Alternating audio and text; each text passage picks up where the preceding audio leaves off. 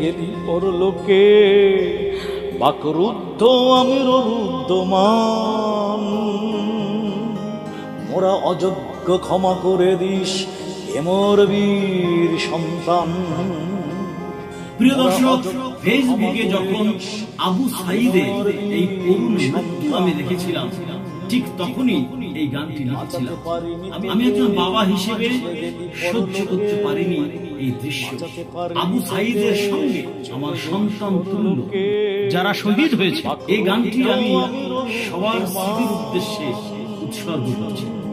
মোরা অযোগ্য ক্ষমা করে দিস এমর বীর সন্তান।